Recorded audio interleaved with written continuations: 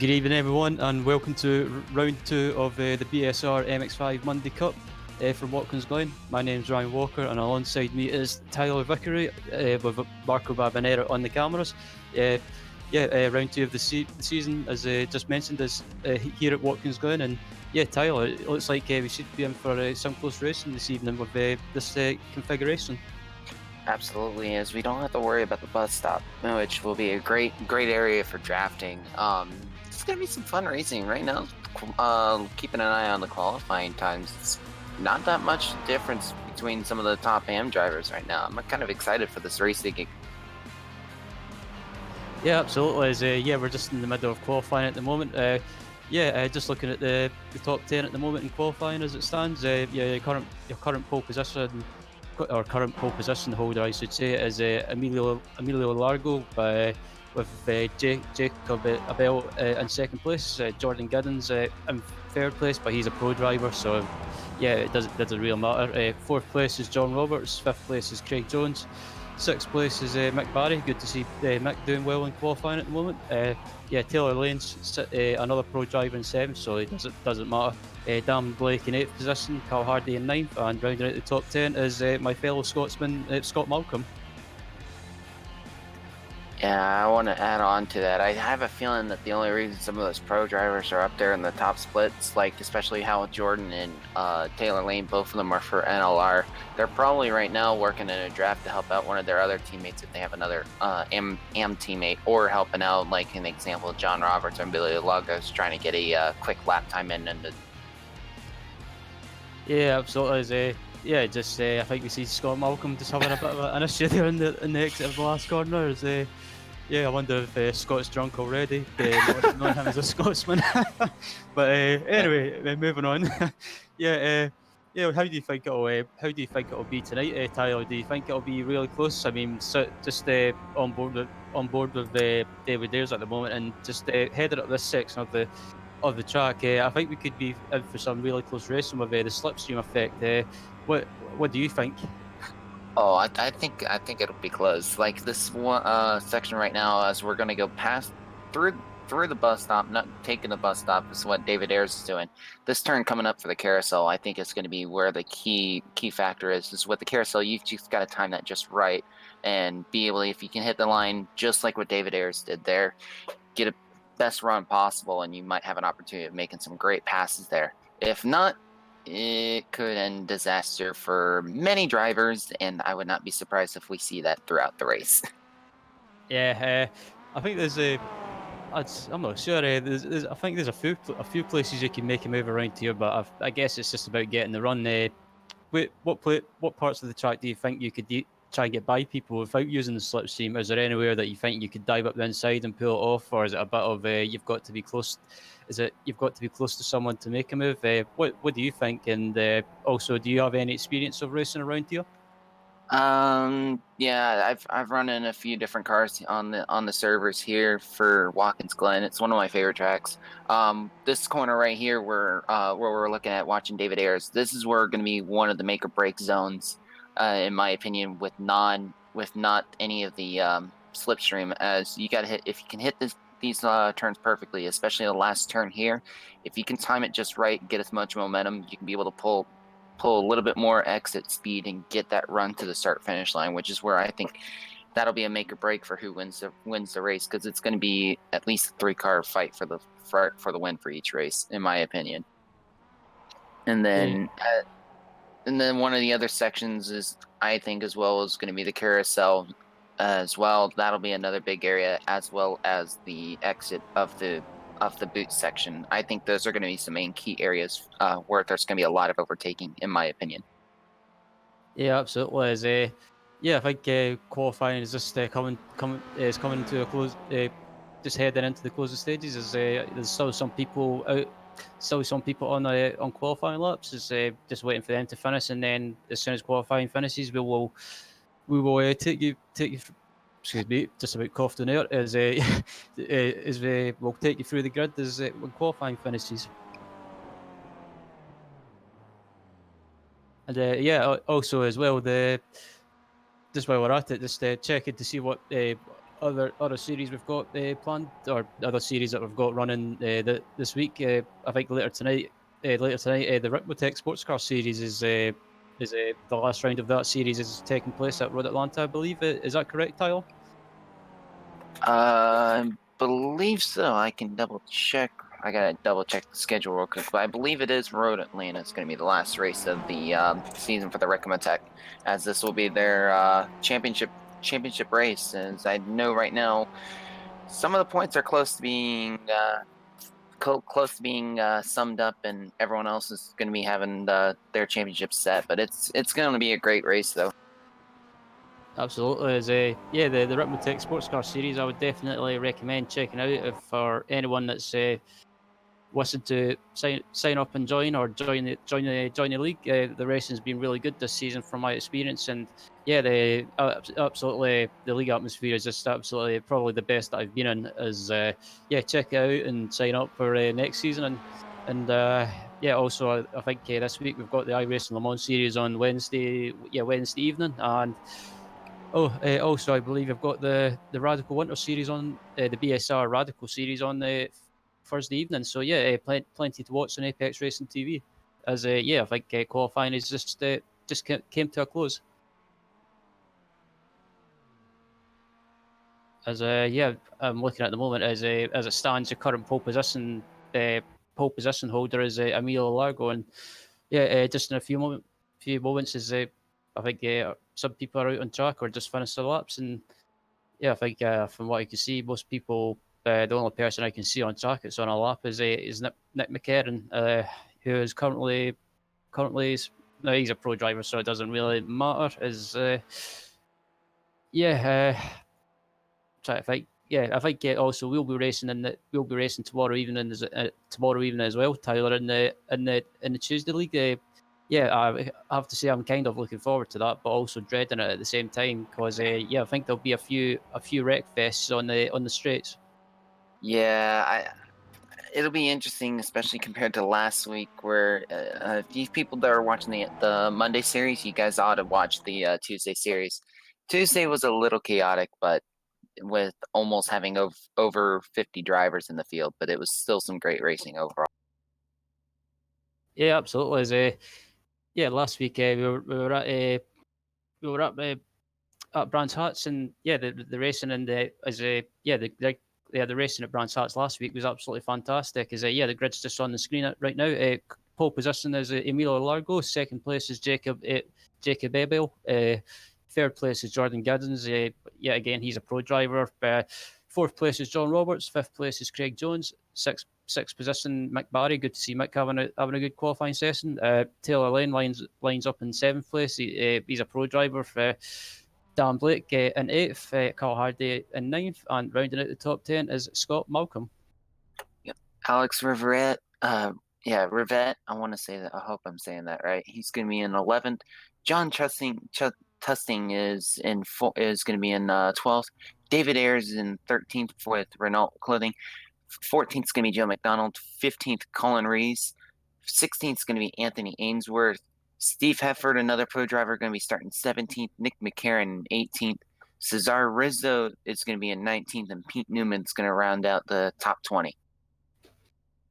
Absolutely. Yeah, we're just about to get ready on the grid. Yeah, any predictions for race? Oh, wait, give me a second, Tyler. As the lights come on, and yeah, the lights are out, and away we go. And yeah, good start from Emilio Largo. Also a good start from Jacob Abel, who currently slips up into first place as they head down into turn one. And yeah, we could be in for just. It should be interesting to see how if everyone gets through turn one and through lap one as well. Oh, there's a car sight. Oh, car spun in turn one. Who was that just spun out?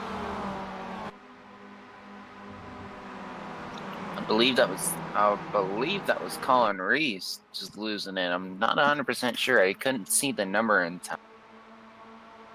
So we're going too wide, heading down the long. Yeah, this is absolutely crazy. Yeah, this is a slipstream effect that I was talking about. Yeah, the two result clothing cars, and also there's Dan Blake alongside as well. And yeah, as the come come down into the long right hander, and yeah, so it's close throughout the field. Is is there any issues from anything happened from your end, Tyler? Nothing so far from what I've seen. Everything's been running pretty clean. I mean, a good battle right now for third. John Roberts trying to see what he can do to get around Jordan Giddings. As now Giddings is looking at an opportunity to get around Amelia Lark. Yeah, absolutely. It's absolutely fantastic racing throughout the field so far in lap one, and everyone so far. I don't want to jinx it. Oh, Oh, look contact! out! Oh, Oh, there goes. It's gonna be a big wreck. Jordan Giddings. yeah, One who of was the that? beast cars in the 34. Jordan Giddings involved. Yeah, that looked like it was one of the boosted motorsport cars. Who was that? That was a it was John Roberts. Yeah, that just yeah, just so many cars bunched up together. As yeah, we look back at the replay to see what happened, and yeah, looking at Jordan Giddens to see what happened, and it looks like Giddens just squeezed over a little bit, and Roberts and just Yeah, Giddens ended up getting spun out. one of the one of the Renault Result clothing cars was involved. Don't know who it was, but yeah, when I was just watching it as it played out, it looked like Roberts was able to get a decent run on the outside. More than likely caught Giddings off guard. That was it. Was just Giddings probably didn't realize how quick of a run that Roberts had, and it was just that was almost like really big incidental contact there. It was just Giddings. It caught Giddings off guard way more quicker than probably Roberts was expecting. Yeah, it was. I think it was just. I don't think it was intentional from Jordan. I think it was just one of those things. Sometimes when your spotter says clear, you're not really clear of the car behind you, and just it was just. I think in my mind anyway, it was just a racing incident. As we're on board with Jacob Abel at the moment, closely followed by Emilio Largo in second, and yeah, these two guys. There's Oh, we contact in got. the background. I just saw who was that? It's Scott Mel. Scott Malcolm. It looks like the 13 as well. Alex Rivette also has some damage. I wonder if both of them got tangled. It was just further back. It was like you could just see one of the cars, Scott Malcolm, just spinning, and don't know exactly what happened. But man, that looked vicious. Yeah, absolutely. That was just. It looked like everyone just got bunched up together and just. Yeah, just mayhem ensued as Jacob Abel and Emilio Largo are still close together and have managed to pull away from the cars behind them, build up a little bit of a gap. Yeah, and manage. I think I wonder if these two will try and work together. Or yeah, as soon as I say that, Largo tries to go for a move up the inside. So yeah, maybe they're not working together to try and get away. As yeah, Largo I thought would have died up the inside, but I think he's kind of just being a wee bit cautious and backed out of it. As I think the pack behind looking at it now, the pack behind these two guys are starting to close up a little bit because these guys are just scrapping amongst themselves. Absolutely, as Amelia had to check up there a little bit as Jacob Abel's trying to run a little bit more aggressive line, and it seems like the cars was not handling to him the proper way. Amelia had to check up to avoid making any contact with Jacob coming out of. Yeah, yeah. This the second part behind Abel and Largo behind are definitely catching. So yeah, we could be on for. I'm not sure how many cars are in that pack, but we could be on for a scrap for the win. As we look back at the replay of Scott Malcolm, who was involved in the incident on the straight, and yeah, just look at the replay now. He just got pulled over Ooh, another car. Yeah, he wow. just got spun out and just. I don't think there was anything Scott could do in that moment, and just yeah, just unfortunately Scott got caught up in that, and it was a race over. As we look back at this pack as well, we're currently looking at Dan Blake, David Ayres, Craig Jones, Mick Barry, John Tustin as well, and yeah, it's good to see close racing throughout the pack at the moment, and I think it's a bit of a taster for tomorrow in the Tuesday series. Absolutely, as David Ayres has got some front nose damage from that incident with Scott Malcolm came flying back across the track. Doesn't seem like it's hurting him too much. It will hurt him in the straight line speed though, as the rest of the drivers will take an opportunity at that. As Dan Blake's probably just going to hang back here, wait for his opportunity. He didn't dive up. I was expecting him to kind of dive up there, but I think David's going to hold the outside line, and I believe Dan Blake should get the run out, or did I'm wrong actually? Yeah, it's Yeah, it looks like these guys are so close together. Just this. Oh, there's a bullet just about went into the back of David Ayres. That was close. Yeah, it looked like he just missed his breaking point completely. That could have been, that almost became end game for him and just almost went way off track there. He was able to save it and keep the momentum of the car going, but he definitely lost a few tenths of a second from that. So we're looking at the lead now as Amelia Lago, beautiful pass around Jacob Abel to take over. Yeah, absolutely. That was a good pass by a good pass by Largo. As they have to watch now. Carl Hardy is quickly closing in these guys, and behind Hardy is there's also another there's also a few other cars catching as well. So yeah, Largo and Abel and Largo rather are kind of just holding each other up and costing each other time, and they're not really thinking of the long game when they should or could be working together to try and get away. But yeah, I guess. No matter what you do around this track, there's always you're always bound to be in a pack, and just nothing you can do really. Absolutely is. Carl's gonna get the most speed out of this. He's getting a draft from both Emilio and Jacob. It's only 2 tenths of a second. It's here comes Carl just flying up on the outside Yeah, he's got around. a great run. This is can he try and use the double toe to his advantage, or use the side draft to his advantage? Yeah, manages to make a move on the Largo's. Abel runs wide. Ooh, It's hard that's just gonna about. be disaster. Ooh, he saved it. That could have been disastrous very Yeah, quick. that was a butt clenching moment. As as yeah, it looked like Abel just ran Abel. I keep saying Abel or Abel. I'm not sure how you pronounce it, so my apologies. As yeah, it looked like Hardy was about to join him as well. But yeah, it's absolutely fantastic racing throughout the field so far. And yeah, I think this battle for the win could go right down to to the last lap. Absolutely, as with it, Jacob flying off track like he did, saving it, but it gave these rest of these cars in the further back all the way up to 10th, actually up to 9th, all of these guys an opportunity now to fight for the win. As we got now from the leader all the way down to 9th, which is Joe McDonald. We only have a less than a 3 second gap from first to 9th, which any of those 9 drivers have an opportunity as winning. As here comes Jacob Abel on the inside again, and gonna is he gonna complete the pass? He will. Yeah, he gets the move done. As yeah, I don't think Carl wants to fight too hard at this moment in time. He wants to try and kind of just stay in contention, but he doesn't want to do anything silly. I think if Carl just uses his head and just thinks of the long game, and just doesn't try to get involved in any incidents, I think he could be right there could be right there in contention for this one. But also, excuse me, as yeah, just looking back through the pack as well, Mick Barry could be another one to watch out for as well. Also, Mr. Ayres and Mr. Ayres and Mr. Jones as well. So yeah, it's hard to pick a winner out of this pack. As I'm not sure how many cars is in this pack, but yeah, it's I'm just happy to see a battle. To be honest. Absolutely. It's right now with Result Clothing with Mick Berry, David Ayres, and Craig Jones. They can definitely work together and try to get this pack going to catch up. As the top 4 now are 2x2. Yeah. Carl Hardy up on the high side. Is he going to be able to hold it, heading into the carry?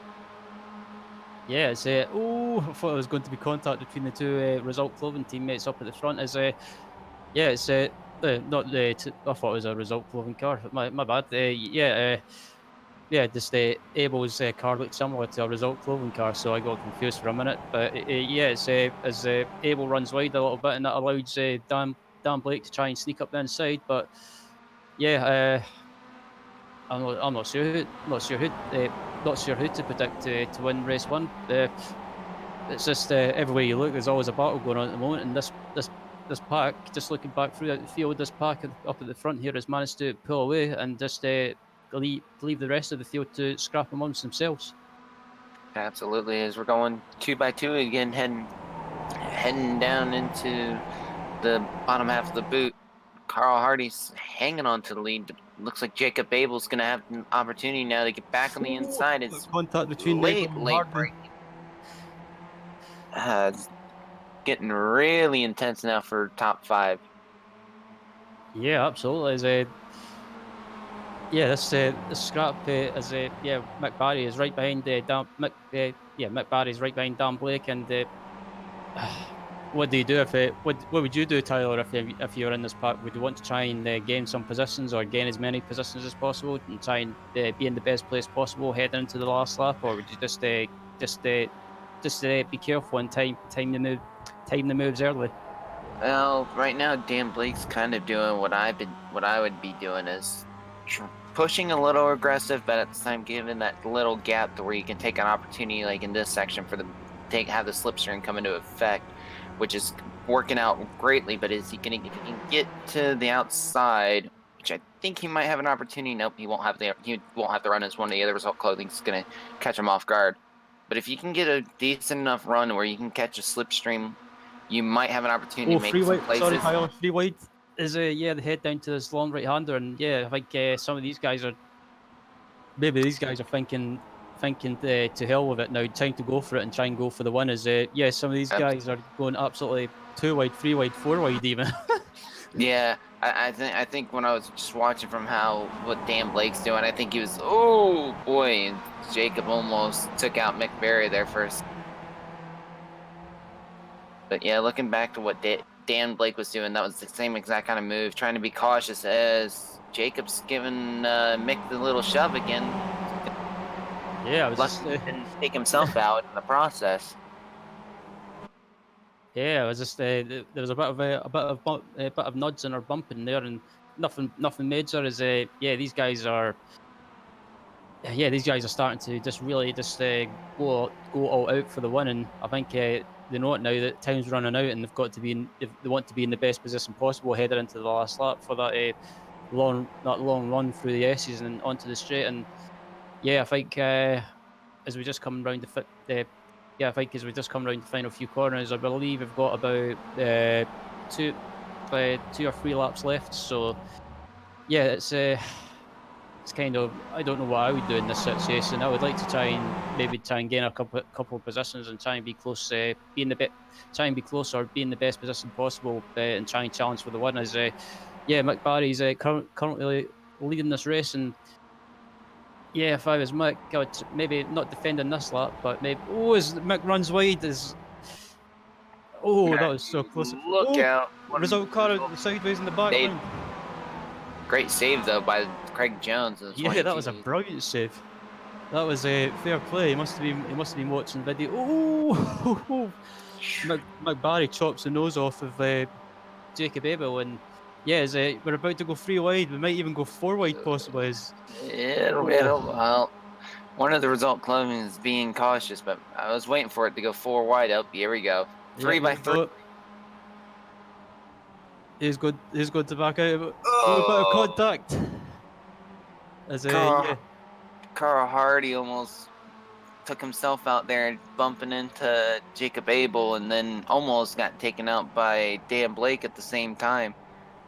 yeah, that was so close. As yeah, these guys are starting to get a bit of rough now and get their elbows out, and I think they realise as time is running out, and they want to be in the box seat heading into that as a Mick Barry's getting a bit sideways there, or he jumping out the way. I think as yeah, these guys want to be in the box seat heading into the S's section after turn one and onto the straight. As that's the best chance of passing someone possibly. Uh, yeah, geez, I need a breath.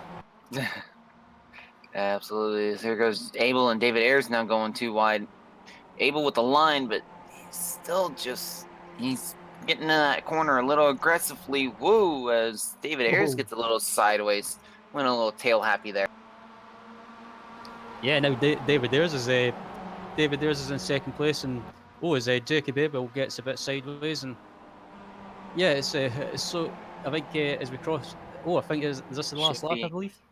Final yeah. corner is Um, yeah, Jacob Abel crosses the line to take the win. I never even realised it was the last lap. I was so busy getting excited as yeah, Jacob Abel takes the win, and David Ayres finishes second. Mick Barry finishes in third. Carl Hardy fourth. And yeah, we're just waiting for the rest of the field to come across the line. But yeah, Tyler, that was an absolutely fantastic race. Absolutely, yeah. I was actually expecting it to go one more lap but it was just by just pure luck on the timing, because I was keeping an eye on the race time as well, and they probably had about another 5 seconds that if they shaved off another 5 seconds, they would have been right there where they could have done another lap possibly. Yeah, absolutely. Yeah, we're just waiting for the results to pop on screen, and we'll take you through the results. Yeah, I just wait for myself to catch my breath. Yeah, I'm out of breath after that. That was absolutely fantastic racing after it settled down and say, Absolutely. and yeah, I have to say that was a good race by the people up at the front. That was good. People were being a bit ruthless and getting their elbows out, and yeah, yeah, just waiting for yeah, I'll take you through I'll say it again, through the results right now. Yeah, Jacob Abel rounds out race one. David Ayres finishes in second. McBarry finishes in third. Fourth place, Carl Hardy. Emilio Largo finishes in fifth. Is my lifetime and has just decided to screw up. My bad. So yeah, I was about to finish the results, but anyway, they should pop up in the broadcast now, so I'll be able to go through them again. Yeah, J.K. Babel wins race one. David Ayres finishes in second. McBarry in third. Carl Hardy in fourth. Avila Largo finishes in fifth. Dan Blake finishes in sixth. Joe McDonald finishes in seventh. Eighth place goes to Craig Jones. Ninth place is John Tustin, and rounding out the top 10 is Colin Rees. Yep, and then as I gotta figure out as well for me, 11th is going to be Anthony Ainsworth. 12th is going to be Scott Malcolm. Jordan Giddings 13th. John Roberts 14th. Nick McCarron, Steve Hefford, Cesar Rizzo going to finishing 3 laps down and getting involved in a little bit of the accidents there, as well as Alex Rivet and Taylor Lane, the last cars to participate in the race, in 18th and 19th, as Pete Newman, Luke Cooper, Jamie Ayers, Vladimir Yurkin, Jack Ashton, Kyle Sangler, Danny Payne, and John Andre all did not take the start of the race. Yeah, so that's the results for race one. Join us back in I believe it is 15 minutes for race two. Yeah, join us again on Apex Racing TV for race two, and we look forward to seeing you then, or yeah, seeing you then. Yeah, I'm still out of breath. My bad.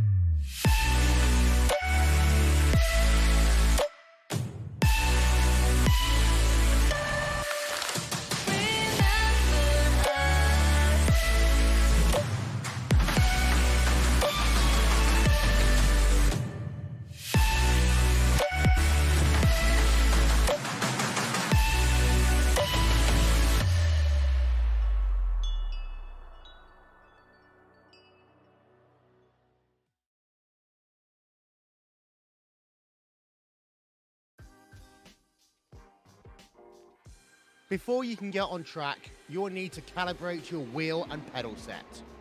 You'll need to do this in iRacing even if you have already done this using your own controller software. Prior to entering the sim, make sure you've downloaded and installed the latest drivers from the manufacturer's website. Once that's done, follow these easy steps to calibrate your controller. We recommend calibrating in a test session, so pick a car and then click test. Don't go into a practice or official session. The last thing you want to do is have you go on track and crash into another car. Once you're in your test session, click on the options button. You will then see input calibration. This is where your calibration takes place. Start by clicking on the steering button. You will then be prompted to turn your wheel fully one direction and then another. Make sure you place your wheel back into its centering position before hitting done.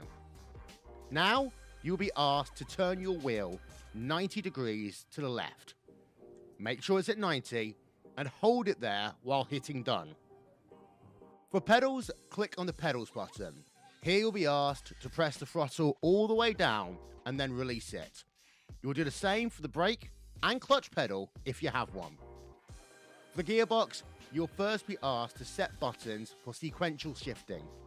Once complete, a prompt will ask if you have a H pattern shifter. If not, hit no. If yes, click it and you'll begin to map the gears individually. Once you've completed these steps, you are calibrated and ready to go racing.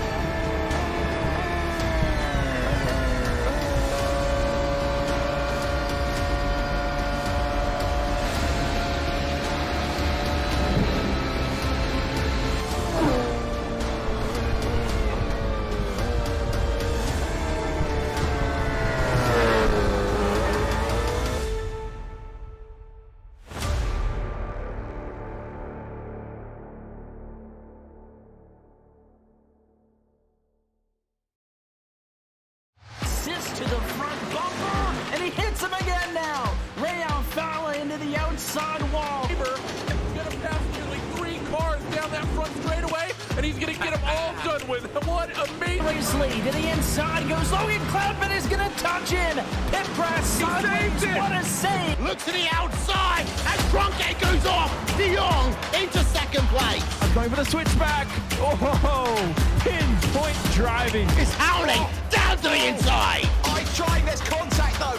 Slide left to the racetrack. Chris Renner drives it back down underneath, and he takes that second spot right back. Joker goes to Garrett Lowe.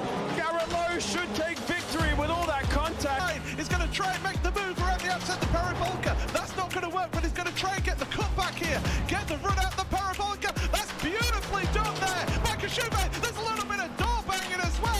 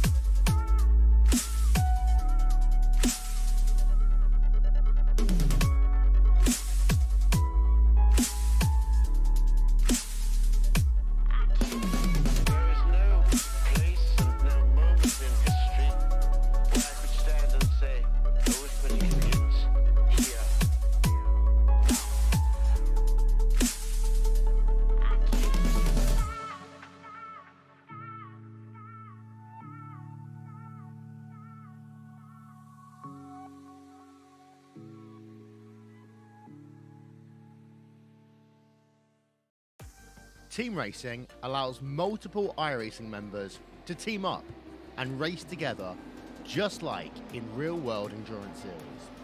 Teammates can share driving duties, spot for one another, or be a crew chief. Team racing is free both to join a team and to create one.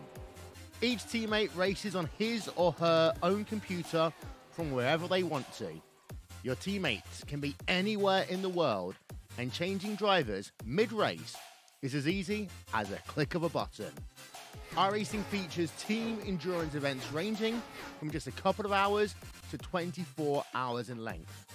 So, if you fancy taking part in an iRacing endurance race in the future, you can learn more about team racing on the teams page on the member website.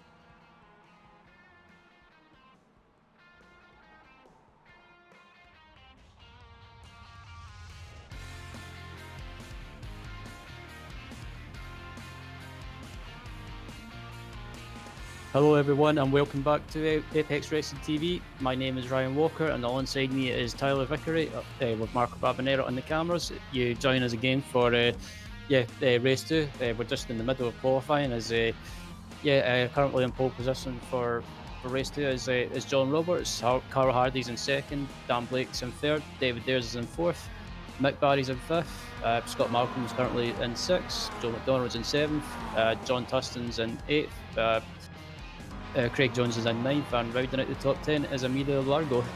So Tyler, that race 1 was absolutely fantastic to watch. What did you think of it? A lot of great battling. I mean, there was a few points that we had some big wrecks happen. It was just the way these cars are and the way the track is, and it was a lot of just little miscommunications on the drivers' parts. But overall, that was a great race. Actually, one of the driver that won, Jacob, I don't see him in the session, but it was an impressive race by him just alone with that race. Yeah, absolutely. It was absolutely fantastic race throughout the field, and that battle for the win went right down to the last lap. And I think, as I mentioned earlier in race 1, it should be a good test of what to expect tomorrow when we race in the Tuesday series. And as we currently look at Dan Blake, who is currently sitting third place in qualifying at the moment. And I think if race one's anything to go by, I think we should be in for another excellent excellent racing in race 2 and race 3. Yeah, absolutely. And just the way these guys are racing and seeing some of the 3 and 4 wide action, I would not be surprised if we end up seeing some of that Tuesday night as well. As just looking at how some of these drivers are, and it's even how some of the pro drivers were racing earlier. I mean, they were being cautious but being consistent at the same time, lap after lap. It was just until there was just one minor mistake from one of the AM drivers, what was happening a lot of the times when we had a few of the big accidents. There was good. There was some issues in race 1, some just little incidents. I think it was just because of the tight nature of the track, especially through the S's section and onto that straight on the exit of the S's. It's just if there's cars close together, there's always bound to be an accident, and just obviously you get that concertina effect. As we're just in the closing stages of qualifying, and once qualifying is over, we'll take you through the grid. And as I said to Tyler off air, for tomorrow, I think I'm excited to be racing around this track, but I'm also a little bit scared after seeing some of the accidents. Yeah, I kind of don't blame you there. I know for week 1 for me, I didn't have the best luck of only finishing. I think I ended up finishing 1 race. So I'll have to double check, because I might have even gotten disqualified in another. But it was overall, that was wild race, especially with a band's brand attached. But I honestly, I think with Watkins Glen, it should be a little bit more tamer. But start of the race will be definitely interesting, especially with how we've seen with the start of the few races here right now, with the start of race 1 of how that went. So it'll be interesting. But I'm kind of nervous but excited at the same time. Yeah, as yeah, just waiting for people to complete their laps. As I think, Robert Lundgren from Boosted Motorsport just posted in the YouTube chat, Boosted P1. Oh yeah, so yeah, he's a happy chap. That'll be some of the Boosted guys will be happy as yeah. It's good to see teams like Boosted out in the AM series. I mean, I know that I've known from Watson Robert in the past. He's always been on the pace, but he's never really had that much luck, or seems to get caught up in incidents of that are not his fault. So, yeah, quick driver, but just luck's not on his side sometimes. Is a bit of your time on the home straight. Who was that? That was John Roberts. Yeah, I think John Roberts was Yeah. trying to get ready for takeoff. His qualifying's in the books, and yeah, I think if we get the chance, we can run you through the grid. As excuse me, as I just about dropped my headset, my bad. Currently on pole position, I believe, is pole position is John Roberts. Second place is Dan Blake. Carl Hardy takes third position. David Ayres in fourth. Craig Jones is in fifth. Mick Barry's in sixth. Seventh place is Scott Malcolm. Eighth place is Joe McDonald. Ninth place is John Tustin. And rounding out the top 10 is Emilio Largo. Yep. 11th is going to be Anthony Ainsworth. 12th is going to be Taylor Lane. 13th, Alex Rivette. 14th is going to be Nick McCarron. 15th is going to be Jordan Giddings. 16th is going to be Cesar Rizzo. And the last driver in the field is going to be Steve Hefford in 17th. Yeah, this is we wait for the grid to form up. Is there anything you expect in this race, Tyler, or just the same as we got in race 1? As the grid is currently on screen at the moment. I expect the same thing. I was kind of shocked with how calm it was in going into turn 1 and a few turns afterwards. I think it's going to be the same. I think they're going to just be calm, let the laps wind down, and then they'll start playing their strategies out near the end of the race. Because I liked how the beginning race was going, how it was very, very calm. Yeah, absolutely. As I mentioned before, we had some incidents in the early stages of the race, but after that, after those happened, the race just seemed to settle down, and everyone just got into a rhythm and just drove hard but fair, and also drove sensibly. So, yeah, I think we could be in for the same in race 2. And yeah, is there anyone that you'd pick, Tyler? Of course, I'd probably pick John Roberts. One of the other dark horses as they're getting ready to start it would be Amelia Lago. As the green is up.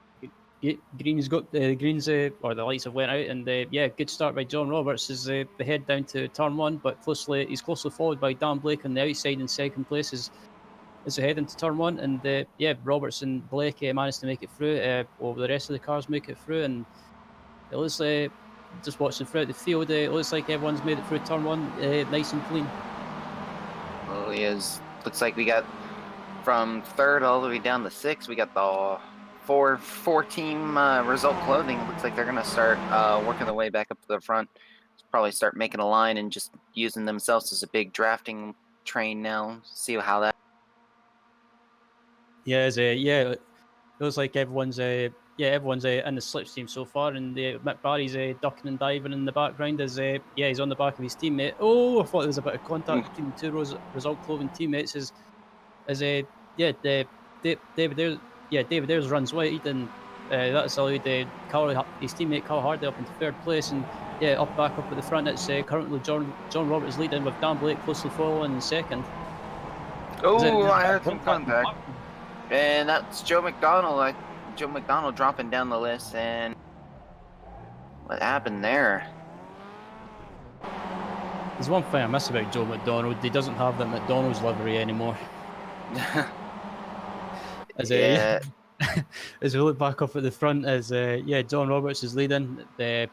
Dan Blake's currently challenging for the lead, and he goes up the inside and moves up into Dan Blake's in the lead, or still sort of in the lead, as John Roberts will have the inside for this corner, and John Roberts back up the inside and back into the lead as the couple of result guys are behind with David Ayres in third and Carl Haddy in fourth, and also Craig Jones in fifth, Mick Barry in sixth. So it's a bit of a result train at the moment.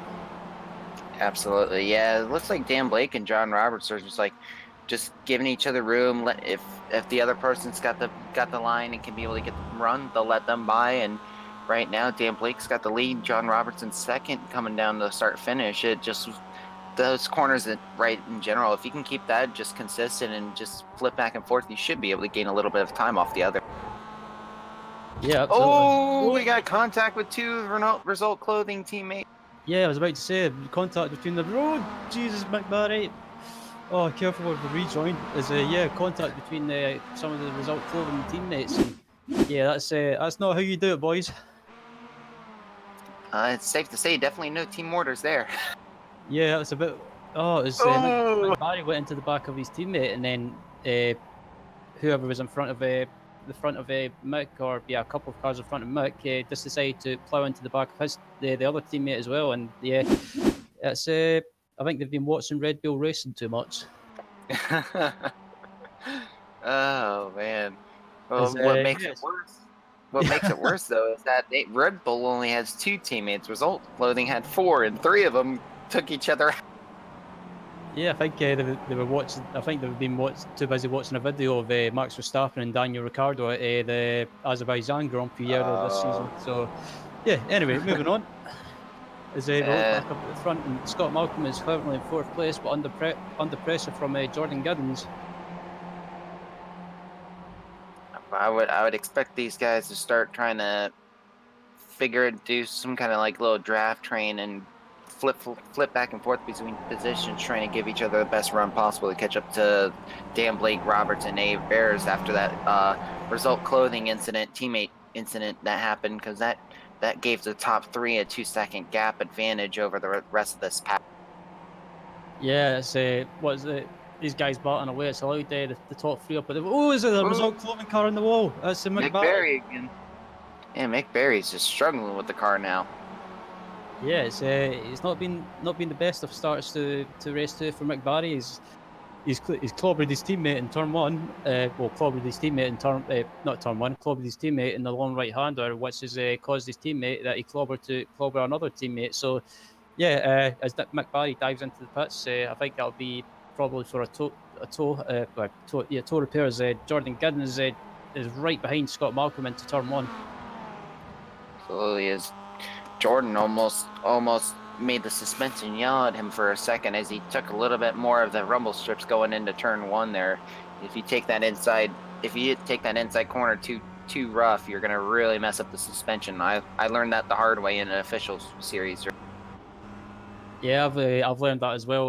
Not at Watkins Glen, but other tracks in the past. If you try and take the rumble strips too hard, it can damage your suspension and also damage your steering. So, not a good thing to do. As we look back up at the front with Dan Blake and John Roberts still going at it, and not far behind these guys is also David Ayres. So good to see David having a good run as well. Absolutely, as they're still flip-flopping for positions, but they're giving each other plenty of room. Good showing there, as Dan Blake's now going to take the lead, as John Roberts is going to take the outside lane, possibly get some outside momentum and take him back on the inside lane. But it seems like right now, the way both of these guys are running, they're starting to pull away from the rest of the pack. Yeah, absolutely. I think I wonder if Blake and Roberts are just working together and not battling too hard. Maybe just working together to try and get away from David Ayres behind them.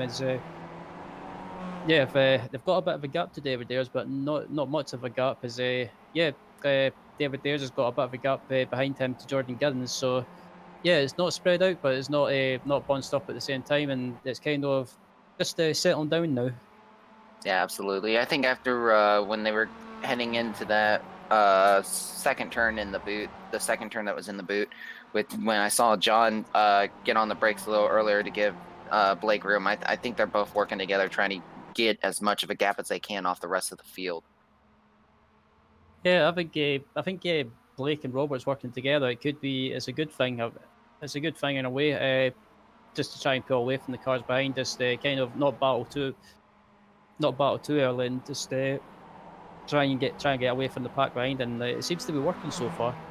Absolutely is. Looking further back to Scott Malcolm and the 32 of Taylor Lane fighting for position right now. We got a nice little pack here fighting for a little bit more positions as Scott Malcolm should be able to get the runoff here, fighting for 5th and 6th respectively. Oh, they're going forward behind. Oh boy, this ought to get interesting. Oh, Jesus, guys, you're giving me heart palpitations. Is it? Well, Yeah. Oh, uh-oh, one there's of a them car blinked. blinking. That was, I think, Taylor Lane blinking Yeah, for a Taylor Lane. second. Or actually, it might be, oh, that's a beast. That's a 30. Yeah, that was the Taylor Lane. Sorry, my apologies. Yeah, I was a bit confused there for a minute as well. I'd seen Taylor Lane just blinking a little bit, and I wasn't sure if it was him or not. Yeah. Oh, Scott Malcolm got in contact. Oh, then there goes Scott Malcolm. Oh, look out. Everyone Yeah, makes it through. Yeah, that was yeah. But I just started with Malcolm getting a bit sideways and just Oh, oh, that was Scott. scary. Oh, that was scary. Yeah, I just look at the replay now, and it looks like Scott just got sideways on the marbles possibly, and or just on the part of the track where there was no grip, and just got sideways and had a bit of contact with another car, and yeah, just around she went. Yeah, absolutely. It just looked like Carl got on the gas I mean, not Carl, sorry. Scott Malcolm got on the gas a little bit there on the outside. That turn is very notorious for spinning out a lot of the lighter weight cars, like especially the MX5. If you take that high corner a little too sharply, if you try to snap the steering wheel to the left, it'll unsteady the car, especially the MX5. It'll unsteady the car, and then just you'll end up having a big accident there. Yeah, absolutely. Dan Blake's going for a move up the inside of John Roberts into turn one, and Dan Blake has retook the lead. But yeah, if John Roberts tries to get the switch back as head through the S's, this too wide through the S's. This is going to be scary stuff. But they've given each other plenty of room. Yep, as Robert slowed up a little bit to make sure he makes a turn, which will allow Dan Blake to have a little bit more momentum. But it looks like they're giving each other plenty of room. Oh yeah, that's plenty of room there. But I mean, they've got right now over a 4-second gap to David Ayres. I think it's mainly the race for the win between these two, unless they start really making mistakes and letting the rest of the group catch back up. Yeah, as I'm just looking now. The closest car. I just heard I heard an accident. David Ayres is dropping down the field. Yeah, David Ayres is just spun the on right hander, and this look to see what happened. And it looks like it was free wide between McCarron. This ain't gonna look good. It was contact between Giddens and Ayres. Yep, Giddings looked like he just jammed on the brakes a little too hard, snapped it, and unfortunately, the result clothing car. Yeah, that was I think again it was just I think it was just it wasn't a dive bomb or intentional by Giddens. I think Giddens maybe just went in a little too hot and just ended up having a little bit of contact with Ayres, and what sent Ayres into a spin, and just David Ayres was the unlucky party in that incident, and just nothing he could do. But luckily, David's managed to keep going again, and no major damage from what I can see. Absolutely.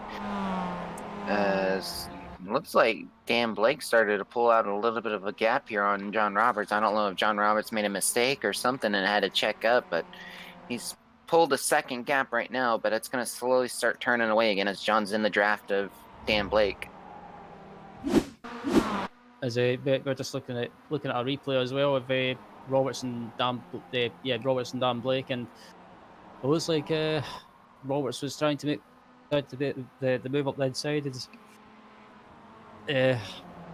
Roberts tried to go up the inside, but he was on the outside for the next corner, and just Dan Blake managed to hold the inside line as Roberts ran a little bit wide on the grass.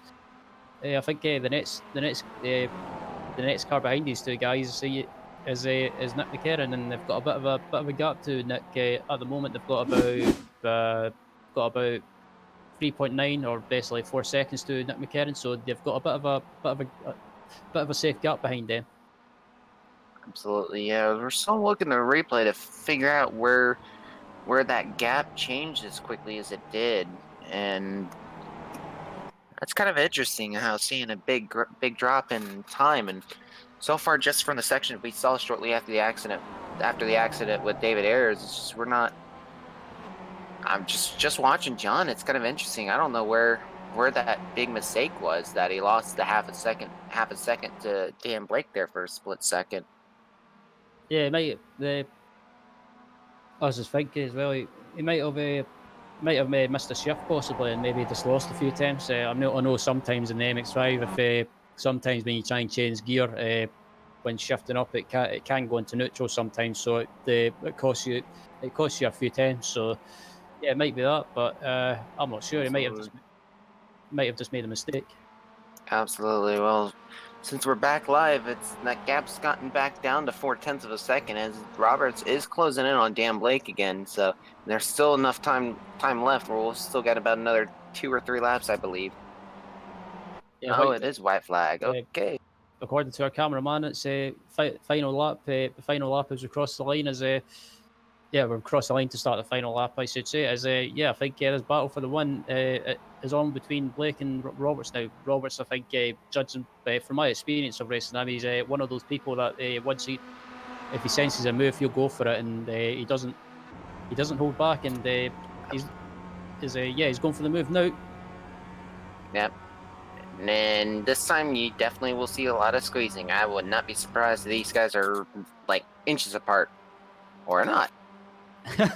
Yeah, there's plenty of room being left between these two guys, which is good to see. They're giving each other plenty of room and plenty of respect as well, which is good to see. And as Blake tries to hold it on the outside, he's got the better run on the outside. I think if Blake can hold on the outside, he'll have the inside for this corner.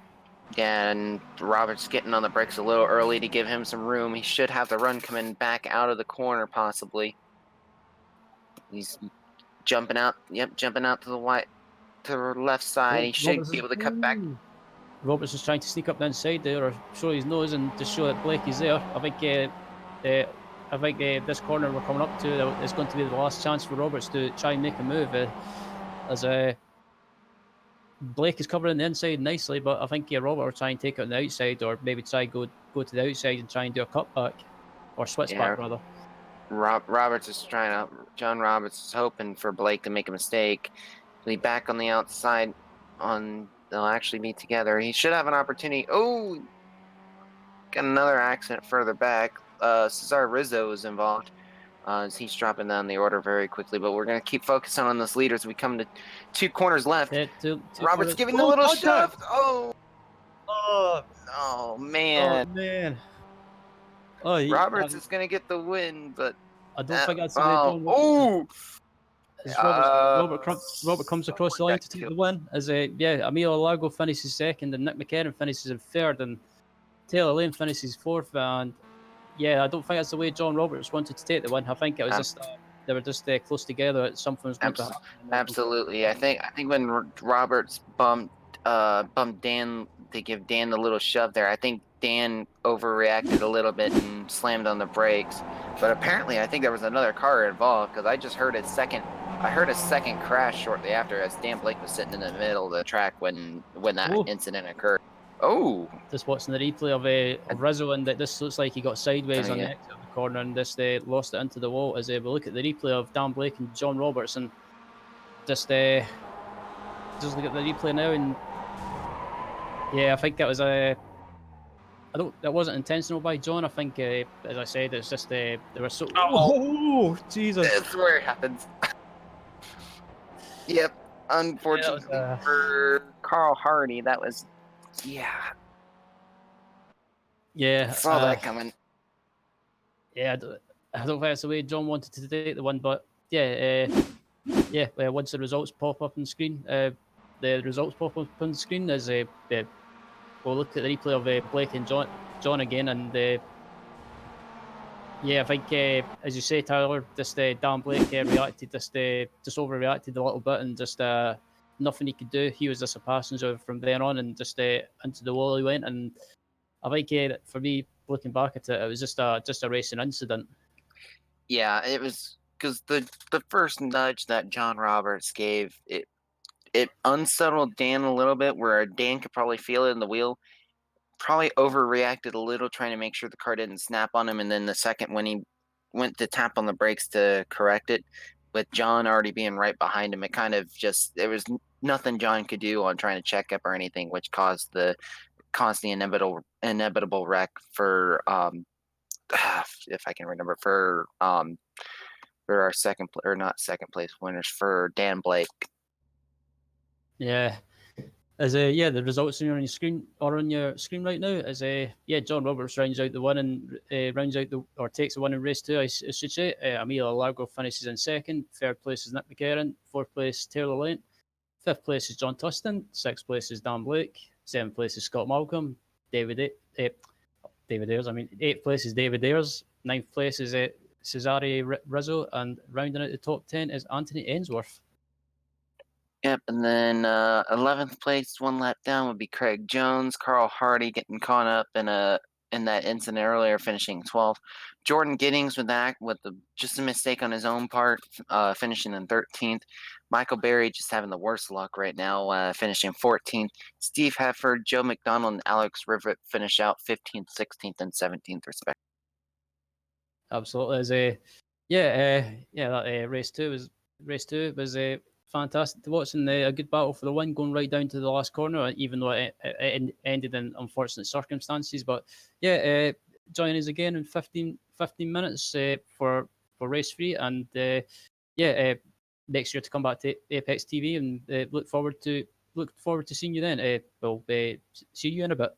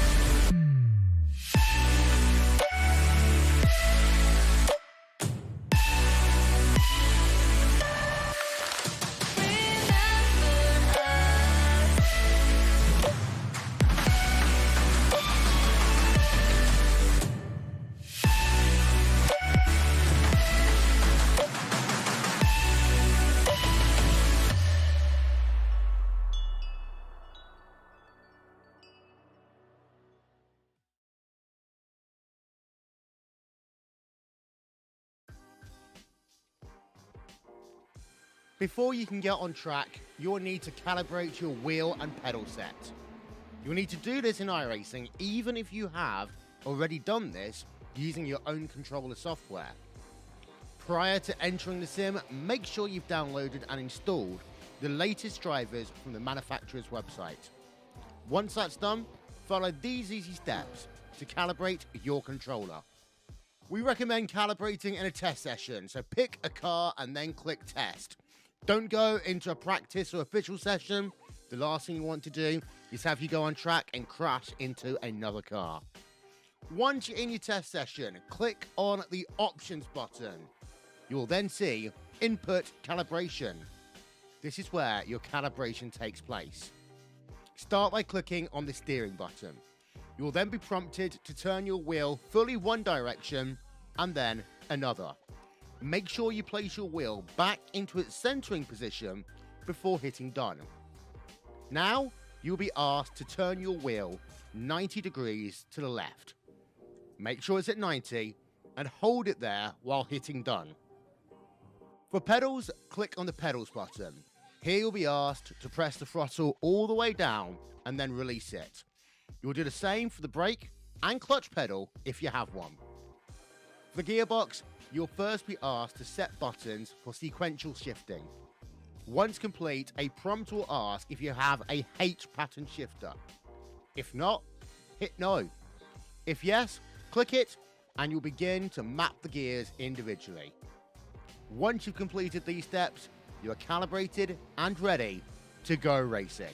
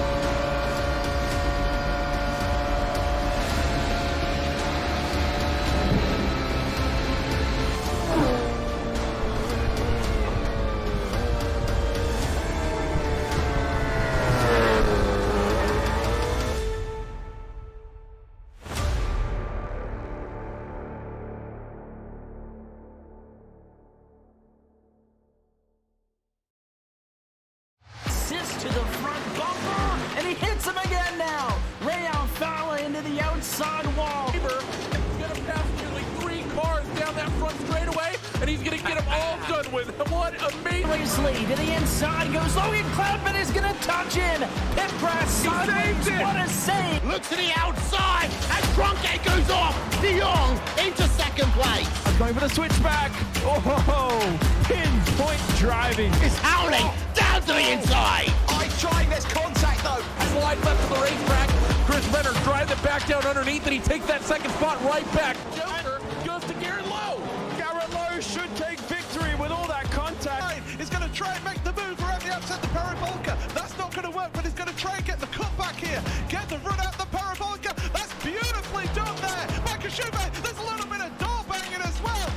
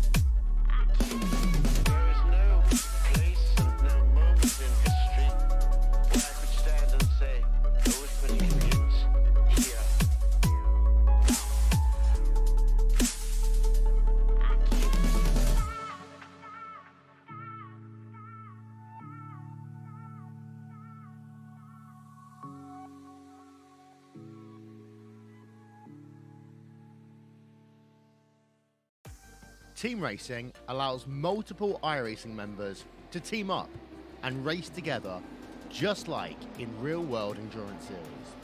Teammates can share driving duties, spot for one another, or be a crew chief.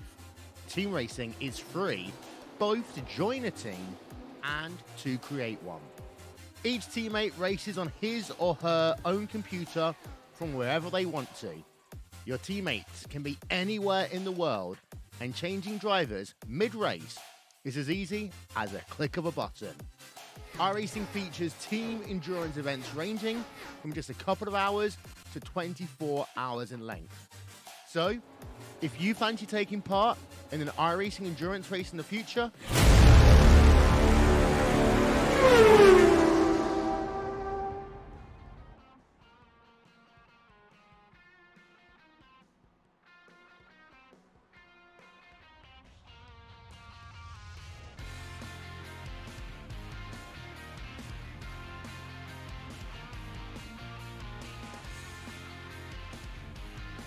Hello everyone and welcome back to Apex Racing TV. My name is Ryan Walker and alongside me is Tyler Vickery with Marco Barbonero on the cameras. My apologies for screwing that up, Marco. Welcome back for Race 3 as it looks like we're in for a excuse me, a bit of a night race, Tyler. Yeah, it's gonna be interesting. The lap times are gonna be a lot quicker. The temperatures definitely dropped down a little bit. Looking at the temperature real quick, actually, apologies for a lot of the guys on the metric system, as with me being here in the States, I'm stuck with the Imperial system. Right now, track temp's only at 65 degrees, and the ambient air temperature's at 65, so it's definitely a lot cooler compared to the earlier on today. So these cars are going to be a lot quicker times, probably by almost 2 seconds or so. So it's going to be some great racing and a lot more fast pace as well.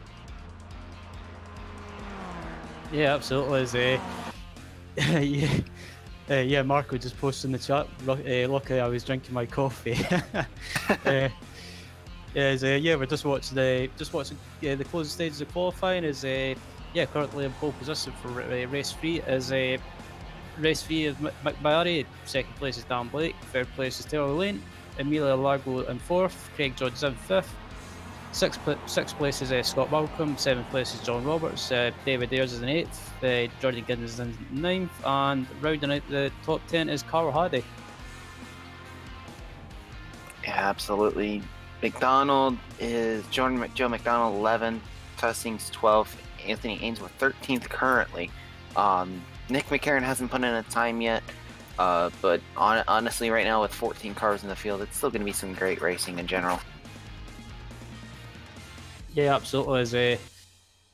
Qualifying just finished, and as soon as the positions or the grid pops up on screen, I will take you through the grid. And what do we expect? What do you expect from race 3, Tyler? For it being the sunset or dark race? With it being a night race, I think it's going to be interesting. I think there's going to be a lot of things to expect. It'll be some great racing, in my opinion. Yeah, absolutely. I have to say, from racing in the race 4 in the dark on BSR in the Tuesday league last Tuesday at Brands Hatch, I found it amazing starting in the sunset and racing into the dark, and it was a bit difficult to adjust to it first. With it being a night race, but it was also good fun at the same time, and I absolutely loved that. Yeah, absolutely. It's definitely fun, but it was scary at the same time, especially in Brad. Yeah, absolutely.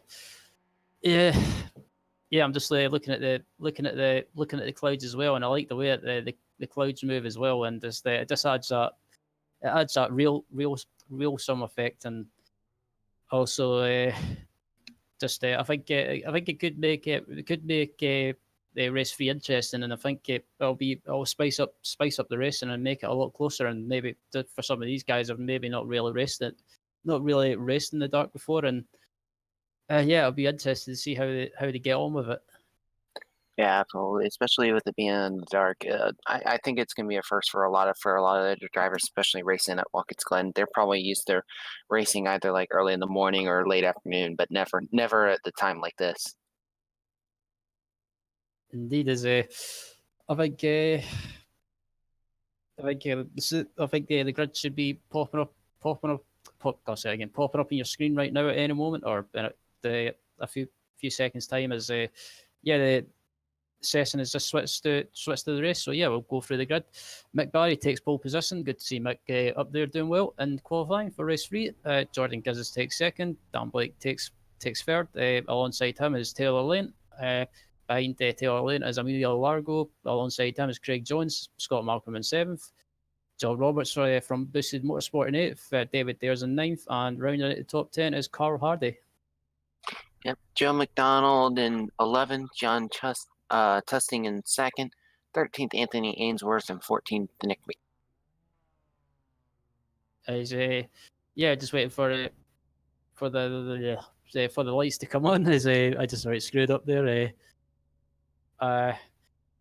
Just waiting for the lights to come on, and they should be underway with race 3. And yeah, I just look at the cars on the grid now. That they look absolutely fantastic in the sunset and in the dark. And I've loved this since the iRacing update, and it just adds that real some effect to it. Absolutely, it definitely makes it some more great racing too, and especially when you can see the sun setting and everything else. I think it's really awesome that they've implemented this now. Absolutely, just waiting for just a couple of other cars to join the grid, and we should be getting underway in a few seconds' time. As I think that's everyone joined the grid, or just as the lights are just about to come on, and the lights are coming on and waiting for them to go out, and we should be underway with race 3. As race 3 is underway, and Mick Barry gets a terrific start, and tried to think alongside Mick is Jordan Giddens. Jordan Giddens slips into second place, and they get through turn 1 okay. As just watching to see if everyone makes it through the field, and everyone makes it through nice and clean. Yep, we got one that was blinking 32 of Taylor Lane. He was blinking a little bit. Well, he still is, as he disappeared again from my screen. And looks like we're going to go through. Well, looks like Dan Blake's going to take he's going to take second thought in it. And Taylor Lane going up through the middle blinking. That's scary. Yeah, that was a scary thought for me, and I'm not even racing. As as the Taylor Lane moves up into the front as they head down into this long right-hander, and Taylor Lane is blinking badly. Mick Barry's in second, Giddens is in third place, Blake is in fourth, and everyone's made it through lap 1 clean so far. But I think if it gets bunched up, it should be some issues. Absolutely. As it looks like Mick Barry is going to start squeezing them in. As we've got a nice little 2x2 battle here with the number 5, Craig Jones, and John Roberts, who's slowly working his way as well. And Amelia Largo is also in the mix as well. Yeah, Amelia Largo is there as well. And also, just looking back as well, John Roberts is in the background as well. And John Roberts is also back there as well. Scott Malcolm as well. And so, it's really close at the moment. It's a lot closer than it was at the start. It's a lot closer here at the start than it was in race 2 and race 1 and race 2. Sorry, as just currently looking at Mick Barry in the second place. It would be nice to see Mick getting a good result. I mean, he had some terrible luck in race 2 and got caught up with a couple of his teammates. And it's I dread to think what kind of words were being used in the Discord channel. Yeah, absolutely is. I think with Taylor Lane blinking a little bit, I think Mick and the rest of the field are starting to lose the draft from Taylor Lane, because as he disappears again, it's going to be a little bit treacherous for these guys trying to catch back up to Taylor Lane if that keeps happening. Absolutely. I think as some cars run wide in the background. Taylor Lane's managed to build up a bit of a gap at the moment. As I say, I think Taylor blinking a little bit has kind of distracted the cars behind him, and it's allowed him to build up a little bit of a gap. As Yeah, as Taylor Lane is blinking badly. As it looks like, oh boy, Emilio's really being dangerous, trying to force it 3 wide.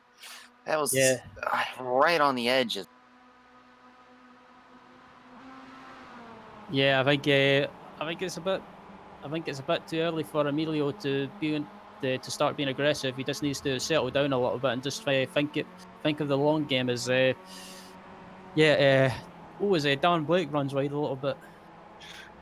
Blake run a little wide, but he was able to keep it in control of the car as we're ending up the next couple turns in the boot. And Mick Barry's starting to pull away from Jordan Giddings, but this group here, this back half of the group, it's still gonna be some really good racing overall. Yeah, As absolutely. as apparently, I guess Taylor Lane just blinked, and all of a sudden now Mick Barry's side by side. Yeah, I'm not sure what's up with Taylor Lane's connection, but it's absolutely must be appalling because he keeps blinking. Yeah, I'm like, ooh, as Mick Barry gets a little bit close to Taylor Lane on the outside, and Mick Barry tries to do a switchback and try and get a good run, but yeah, Taylor Lane got the better run, even though he was on the inside and didn't really have the racing line. Absolutely, because normally that inside line is not the preferred line, and how he was able to pull away and get an extra 0.2 of a second there, I'm shocked. Yeah, just looking back through the field as well. Yeah, Jordan Giddens is in third place, Emilio Largo fourth, Dan Blake fifth, Scott Malcolm sixth, Craig George is in seventh, John Roberts is in eighth, David Ayres ninth, Carl Hardy rounds out the top 10. Yeah, if I was Mick Barry and I was stuck behind Taylor Lane and I seen Taylor Lane blinking like crazy, I would be kind of terrified. Oh boy. Oh Taylor. The timing of the blinking is what makes it even scarier. I'm waiting for the inevitable to happen right now. As here they go going side by side. Mick's just giving him plenty of room. He doesn't even want to take a chance at anything happening. Yeah, if I was Mick, I would be a little bit scared trying to go on the outside because Taylor's on the inside and Taylor's been blinking for a couple of laps now. It is Taylor blinks again. And Jordan Giddings is way on the outside. Almost went off track there for a second trying to catch up. Geez, Emilio Lagos with the dive bomb. How he was able to control it and still not run into the back of Jordan Giddings, I don't know how. Yeah, I thought Emilio was going to run into the back of Jordan there. That was too close to call. These top four cars are starting to pull away a little bit and form a little bit of a gap. But I'm a bit concerned about Taylor's connection. I mean, at some point, if these cars get close together and they're right behind Taylor, it could end up resulting in a horrible accident. Absolutely, but I mean, so far they've been able to deal with it. No really big issues right now. Whoa, Taylor Lane went really wide coming out of the boot. Mick Barry looks like he might have an opportunity. He's going to take the inside. Ooh, contact. Lane went way off track trying to hang on to it. He saved it. Yep, I wonder if Mick Barry defends inside. Oh, Taylor's blinking again. Ooh, it's getting worse. Yeah, that was right when Mick took the the inside line to try to be defensive. Taylor did that at the same time as look out. Giddens brakes super late and Giddens carried so much corner speed that was unreal. He's lost a couple of positions though because of that. At the same time, with the way that battle's been going, we now have Craig Jones, Scott Malcolm, and Dan Blake caught up in the mix now too. So got a 7-car battle for the, and it's going to get a lot crazier as we're going to go 2 by 2 for. Don't make it first, guys. Here we go. They're holding it. It's time to empty your bowels. This is absolutely crazy, but fantastic racing at the same time. And yeah, these top 1, 2, 3, 4, 5, 6 cars, 7 cars even are close together, and it's absolutely crazy. Absolutely, yeah. Giddings went a little wide there, heading into the entrance of the boot. It's still in control of the cars. We've got 2 packs forming as the further back David Ayers is leading the second pack right now. Going to try to see what they can to catch up to Craig Jones and the rest of the 7-car pack up further ahead. But mainly focusing on this lead pack right now. I mean, Taylor Lane's still leading, but at the same time, here comes Jordan Giddings on the inside getting around Giddens Mick on the Berry. inside. Oh, Giddens, Giddens is on the inside of Mick Barry. Manages to move up into second place, and Giddens is on the outside for the outside of Taylor Lane. But Barry's trying to go up the inside of Giddens, and yeah, this is absolutely crazy. Absolutely is. Looks like going too wide. Barry's going to probably play the safe side, get back in line. As he does, oh, car's going to get a little unsteady there. But Oh, able to keep control of it. It's going to give advantage to Dan Blake now on the outside. Can he get that run to be able to keep up with Jordan Giddings? Giddens on the wall. Giddens has just hit the wall. That was Oh boy, and they're 3 wide coming down turn 1. I wonder if we get a chance, if we can look at a replay of Jordan Giddens. Oh, Contact between there Malcolm we and go. Giddens. Oh man, Scott Malcolm just unfortunate. I think Giddings had some kind of, he must have had some kind of wheel damage or something, because he went dead right into Scott Malcolm when he got on the brakes. Yeah, that was absolutely crazy. Scott Malcolm just got used like a pinball in turn 1. As Yeah. I look back Oh, at the replay of Jordan Giddens, I'm trying to see what happened. Giddens turns into the corner as normal. He took too much inside curve, and I don't. That's a bit weird. I don't know if that was a wheel problem or not. And at the same time too, Dan Blake squeezed out Mick Berry trying to get in to fight for second. Jordan gets on. It looks like just Jordan probably wasn't paying attention, or a spotter didn't tell him that Scott Malcolm was on the inside heading to that turn, and Jordan's just absolutely plowed into Scott. Scott Malcolm was just an unfortunate innocent victim in that whole scenario. Yeah, that was. It just looked like Malcolm was up the inside of Giddens, and as you say, Tyler, Giddens just wasn't aware, or maybe spotter didn't let. Maybe Jordan's spotter didn't let him know that Malcolm, excuse me, that Malcolm was up the inside, and just maybe Jordan was just caught unaware, or yeah, but it was a bit of a weird issue on the exit of the final corner. I don't know if Jordan maybe just got a screen freeze or not, or it just looked like his car went straight on. Absolutely, yeah. Looking back towards, but definitely because of that incident, gave Taylor Lane a little bit of a gap. He's got about a almost 2-second gap ahead of Mick Berry, Dan Blake, and the Amelia Laga and Craig Jones, as these 4 fighting for second are going to have to figure out a way to catch up to Taylor Lane, as Taylor Lane is slowly pulling away from this group, as he's still blinking out, as he's still having some internet issues, it looks like. Oh, we got a Renault Result Clothing just flew into pit road. That was Carl Hardy. Yeah, That was a split-second decision too. Yeah, Carl Hardy. It just looks like it might have been the same issue as Jordan, and maybe just carried too much speed and hit the wall. Missed the corner completely. Yeah, just understeered. Yep. And That he was, just yeah. That was absolutely. It's all kicking off now. Yep, absolutely. We got another big battle up front again. Mick Berry and Dan Blake, 2 by 2 for battle for second. Yeah, Mick Barry, Craig. Oh, 3 wide. Don't do it, boys. Dan Blake was smart though, and getting on the brakes early. On the Carl grass. Hardy.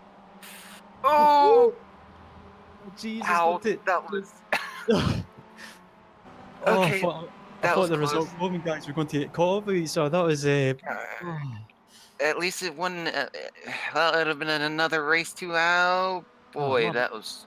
Dan Blake's having some.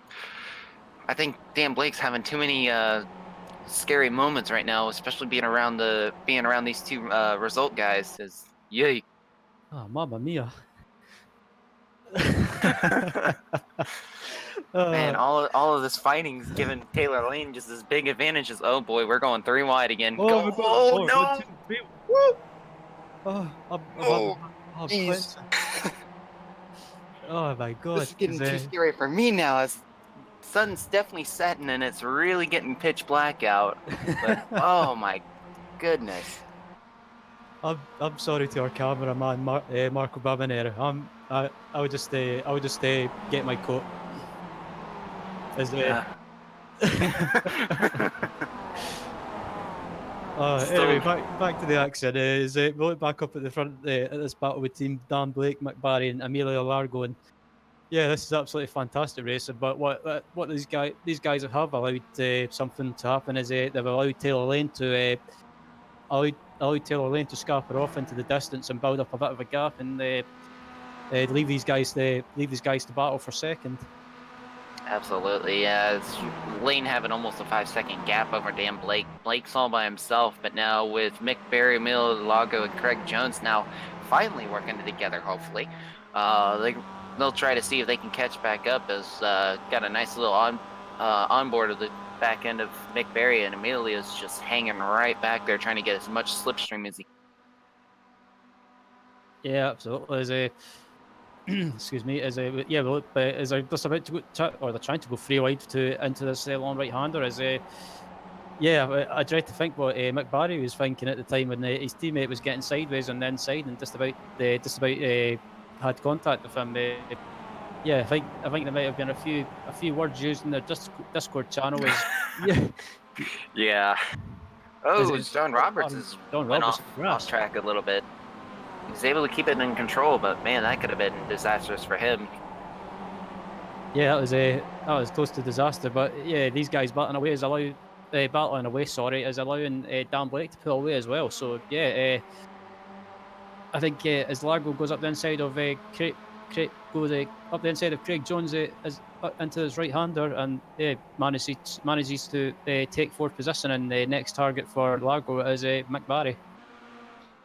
Absolutely, as it looks like now Taylor Lane's still pulling away, and we should be coming up to the white flag, or we might be at the white flag now, actually. Yeah, I think we're on the last lap. Taylor Lane is absolutely just drove a faultless race and managed to pull away and leave the guys to fight amongst themselves. And yeah, great drive by Taylor Lane, even though his connection was playing up for most of it. But I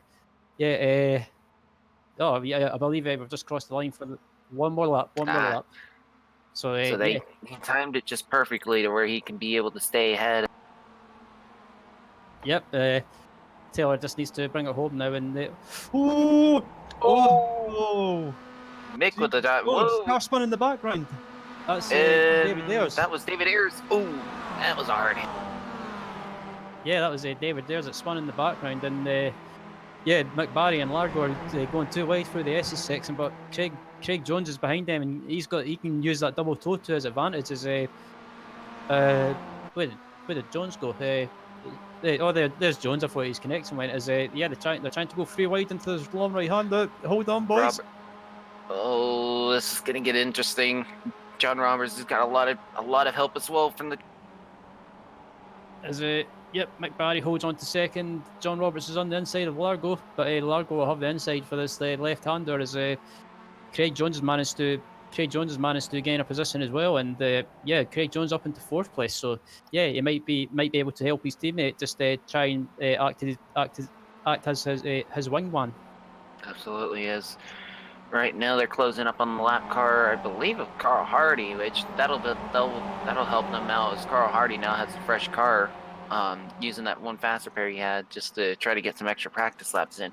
And so they might have an opportunity now of being able to catch up, to have an opportunity to try to catch up, but at the same time use this defending. Yeah, absolutely. We're on the final lap, and our leader Taylor Lane is just heading around the final few corners, and yeah, as I said before, we've been heading into the last lap. It's been a faultless drive by Taylor. He's coped under the pressure and managed to scrapper away, as these guys behind have been scrapping amongst themselves. And yeah, it's a well-deserved win for Taylor, and he's kept out of trouble. And as he rounds the final corner, Taylor Lane will cross the line to take the win and race free and the last race of the evening. Absolutely. Dan Blake's going to finish second, as we're going to have a still close battle with Mick Barry and Craig Jones. Looks like coming too wide to the line, and Craig Jones will get fourth. Emilio Lago fifth. John Roberts holding out for sixth. Joe McDonald, much better finish in seventh, and then John Tusting. I'm hoping I'm saying that right. Tusting, just the way that's spelled. He finishes in eighth. David Ayres finishing in ninth, and Jordan Giddings is going to finish in 10th as the final top 10. Yeah. Jeez, that race was crazy, and I'm not sure what to say, Tyler. I don't know if that was the best race of the evening or not. What did you think? That was a really good race, but okay, all I have to say is a few of those guys like quit giving us heart attacks. 'Cause there's a few a few of those I could already just see happening tomorrow, and instead of it turning out the way it turned out in this race, I could see it a completely 180 for tomorrow. Yeah, I was about to say as well. I think we could be in for some awesome racing around here tomorrow in the Tuesday series. And yeah, even though there was some incidents in race 1, 2, and 3, I think the racing overall was still absolutely awesome. And yeah, brilliant racing throughout the field and some epic battles. And then we should be in for more of the same tomorrow. And I'm glad it's the last race of the evening because I'm absolutely out of breath. Absolutely, I'm kind of in agreement with you because I think there was a few times that I don't know if we were in complete darkness like it is right now for a fourth race. I honestly don't know what to expect. Yeah, I'm not sure if we've got any people in the Apex channel for any interviews, or if anyone's in the chat or anyone that's in the chat that's took part in any of the races this evening. If you want to pop into the Apex Discord channel for an interview, then feel free to pop in. Absolutely, yeah. The overall that race, it was great racing for all three races. I'm excited for tomorrow, but man, oh, I still got to figure out a way now to calm myself down after this. Yeah. Yep, race results are on our screen. Taylor Lane rather takes out the win in race 3. Dan Blake finishes in second. Mick Barry finishes in third. Great result for Mick. No pun intended. As Craig Jones finishes in fourth. Result clothing as well. So a good way to round out the evening for the result clothing team. As Amelia Largo finishes in fifth. John Roberts finishes in sixth. Joe McDonald finishes in seventh, and John Tustin finishes in eighth. David Ayres finishes in ninth, and rounding out the top 10 is Jordan Giddens. That was pretty epic. Yep. Anthony Ainsworth finishing 11th, and then Carl Hardy, Scott Malcolm, Nick McCarron all finishing a few laps down in 12th, 13th, and 14th. But overall, though, for a 14-car field, that was some great racing overall. Yeah, absolutely. I believe they've got someone waiting for an interview in the interview waiting area channel. Taylor Lane. Looking forward to speaking to Taylor just to see how his evening went and just ask him about race 3.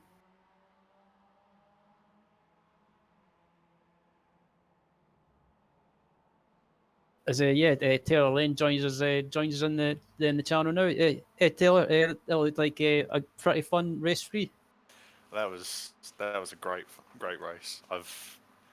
Despite having the connection issues, I had the stream in the background, so I could hear you all having heart attacks every few seconds. But there wasn't much I could do with that. But that was. Yeah, it's just we were watching race 3, and as you mentioned, anytime there was cars close to you, you were blinking a few times, and we were a bit concerned in case there was an accident. But yeah, it looked like you managed to cope with the pressure and just managed to pull away and build a little bit of a gap, and you managed to hold on to take race 3. So, how did it feel? To be honest, I'm surprised I kept the lead. I wasn't expecting to keep the lead because you expect to be overtaken with how strong the slipstream is around here. So to gain that gap was.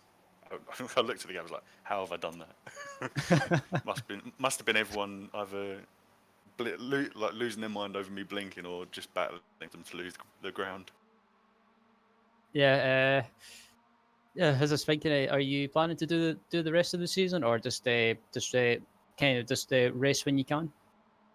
It looks like I'll be joining for the rest of the season on Mondays and Tuesdays. So I'm looking forward to making a comeback because it's been a while since I've been in the MX5 series. Ah, nice one. Yeah, is there any finally? Is there anyone that you want to give a shout out to? Sponsors, names, friends, anything like that? Yeah, I want to give a shout out to my team, Beast Racing. They've such a good team. They've provided me and Jordan with everything we need. Sponsors, Racebot, affiliate Racebot TV. They obviously they give us the ability to have the social media side and everything. That's about it, I think. Oh, nice one. Yeah, thanks for joining us, Taylor, and we look forward to seeing you in the Tuesday series tomorrow. And yeah, best of luck for the rest of the season. Thank you. As yeah, that was Taylor Lane joining us for our interview. As who else have we got? I think we've got we've got Dan Blake waiting for an interview as well. So yeah, I'll be interested to see how he got on. As Tyler, take it away. Yep, as we're here with the second place finisher from race 3, Dan Blake. Being able to overcome some of the chaoticness at race 3, being able to pull away from Mick Berry and a few other result clothing guys. How scary was it when you had to avoid a few wrecks there in race 3? It was interesting. The Jordan Giddens one in particular, I went 3 wide with Jordan and Mick after he came out at the last corner. Luckily, we all survived that, but I think Jordan got caught up with Malcolm further on. But it was really close racing, and it's what we're all here for, close competitive racing at its finest. Absolutely, yeah. For some of the other, especially with how some of the races you were able to keep clean, and especially with the great battle you had in race 2 with John Roberts as well. Not able to pull out the victory, I believe it was, but I mean overall, you for all 3 races, been very great running for you. I just tried to keep out of trouble, really. And that second one, it was unfortunate that me and John, we were fighting so close to the race lead. But I've raced with John over Xbox One and on iRacing for 7 or 8 years now. He's not a dirty driver. It's just it's an racing incident that happens. And last week at Brands Hatch, when I rejoined, I clipped him a little bit. So it's happened both times this season. Me and John have clashed, but it's just racing incident. We're just racing hard, and there's no ill feeling. And as I say, I've known John for 7 or 8 years, and we always race very closely. Sometimes a little bit too close, but yeah, it was interesting, especially the first race as well with the Result Clothing guys. That was a fantastic battle. They were going 3 wide down the straight, and as you say, I was just literally just trying to keep out of trouble. I thought if anything kicks off, I might be in first position, so held back a little bit. But yeah, it's been a really good weekend race meeting for me. I've had 2 6 and a second, I believe, today. Absolutely, yeah. Great racing overall for you in general. That was, I mean, especially being in the thick of a lot of the racing ordeals and racing incidents that went around, being able to keep the car clean. Great racing overall for you. Do you have anyone you got to thank? Yeah, I'm going to thank you guys as always for the fantastic broadcast. Also, thanks to Fury Sim Sport and for the support. And also, as from next week, I'm hoping to bring some more Fury to the championship as such. I know there's at least one of my teammates who could join, and potentially another 2 or 3 by the end of the season as well. So, hoping to have a bit of a Fury takeover and give Result Clothing something to think about. Absolutely, yeah. Especially with how Result Clothing has been for even in the Tuesday night series as well. It'll be very exciting as well. Definitely wish you the luck on that, and we can't wait to see you next. Oh, excellent. Thank you very much, Tyler, and look forward to seeing you guys next week. Absolutely. As yeah, I think just looking now to see if there's anyone else waiting for an interview, and can't see anyone. So yeah, uh, that was an absolutely fantastic evening of racing, and I have to say, Tyler, I quite enjoyed that, and I'm looking forward to racing at Watkins Glen tomorrow. And also, I'm not sure if we're broadcasting next week because of it being Christmas Eve, I believe. But yeah, overall, Tyler, the racing this evening was absolutely fantastic. Yeah, absolutely. It was some great racing. I'm hope I'm hoping there's going to be some racing Christmas Eve, but I know with how, especially with a lot of the drivers and I know my one advantage is with me being nearby, being at my house for the Christmas Eve, and that I have at least the opportunity to be able to be around. So if we're not able to, I actually can't wait to have some fun racing with them if possible. If any of them are going to be going, but it's still a question in the air. So, but overall, I've been excited with how well everything's been going with the racing in general. Yeah, absolutely. Just before we finish the broadcast, the other series that are taking place this week, later on this evening, I believe Tyler will be commentating with Alex Simpson and Adam Bath for the final round of the Riptotech Sports Car Series at Road Atlanta later this evening. So, check that out. And I should be around watching for a little bit. Also, tomorrow we've got the BSR MX5 Series, the Tuesday series. On Wednesday, we've got the iRacing Le Mans Series. Thursday, we've got the BSR Radical, the BSL Radical Series, and on I'm not sure if we've got anything on Tuesday. I think the V8, the Euro V8 Supercar Series is on a break, so for until after Christmas. Sunday, I believe the Apex Racing, the Apex Apex Racing League. I apologize if I pronounced that name wrong. The Formula 3.5, I believe it is, Marco. Yep, that's taking place on this Sunday, I believe. So plenty of action to watch on Apex Racing TV. And as always, if you like what you see and you enjoyed the broadcast tonight, give it a like, and also subscribe to Apex Racing TV on YouTube, and also give us a like on Facebook, and also follow Apex Racing TV on Twitter and also Instagram, I believe. So plenty of ways to keep up to date and check out the content. And thanks to everyone that's been watching tonight. And it's been good fun commentating alongside Tyler and also Marco on the cameras. And I'll look forward to seeing everyone next time. And until now, bye bye.